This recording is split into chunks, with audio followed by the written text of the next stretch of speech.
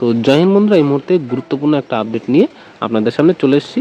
তো বন্ধুরা, আজকে এমন একটা প্রকল্পের সাথে পরিচয় করব যে প্রকল্পের নাম নথিভুক্ত করলে আপনারা প্রতি মাসে কিন্তু ১৫০০ টাকা করে কিন্তু আর্থিক সহায়তা পাবেন।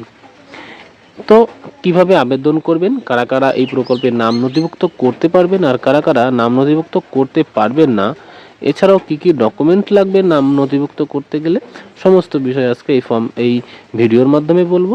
তো ভিডিওটা সম্পূর্ণ দেখবেন এবং চ্যানেলে নতুন হলে চ্যানেলটা সাবস্ক্রাইব করবেন। তো বন্ধুরা, প্রথমেই বলবো যে কারা কারা এই প্রকল্পে নাম নথিভুক্ত করবেন না। তো আপনি একটু ভালো করে চেক করে দেখেন আপনিও আছেন কি না এই লিস্টে।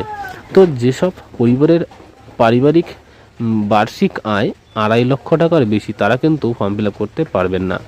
যারা কর দিয়ে থাকেন যেসব পরিবার, তারাও কিন্তু ফর্ম ফিল আপ করতে পারবেন না।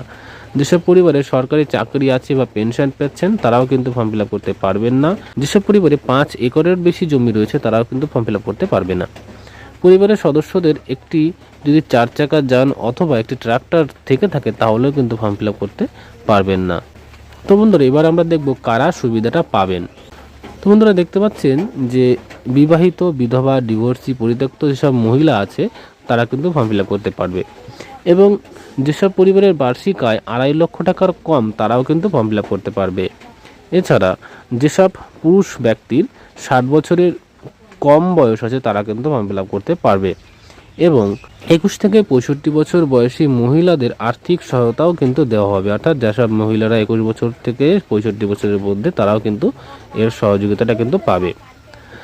আবেদন করতে গেলে যেসব প্রয়োজনীয় কাগজপত্র বা ডকুমেন্ট লাগবে সেগুলো একটু দেখে নিন। তো বন্ধুরা, দেখতে পাচ্ছেন যে আধার কার্ড অবশ্যই ব্যাংক অ্যাকাউন্টের সাথে লিঙ্ক করা থাকতে হবে, রেশন কার্ড এবং আয়ের শংসাপত্র, এবং তার সাথে লাগছে আপনি যেখানে বসবাস করেন এবং বসবাসের শংসাপত্র, ব্যাংকের পাসবুক, এছাড়া আবেদনকারীর ছবি এবং বাসস্থানে আপনি যেখানে বাসস্থান বা জন্ম শংসাপত্র যে কোনো একটা হলেই কিন্তু আপনাদের হয়ে যাবে। এছাড়াও আপনার বিয়ের শংসাপত্র। তো বন্ধুরা, এবার আসছে যে মূল বিষয় যে কীভাবে আপনারা ফর্ম ফিল আপটা করবেন বা আবেদন করবেন।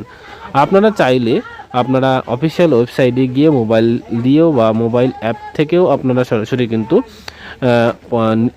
আবেদন করতে পারেন। এছাড়াও আপনি যদি নিজে না পারেন তাহলে আপনি আপনার পার্শ্ববর্তী এলাকায় যেসব অনলাইন বা সাইবার ক্যাফে আছে সেখান থেকেও কিন্তু আপনারা ফর্ম ফিল আপটা কিন্তু করতে পারেন।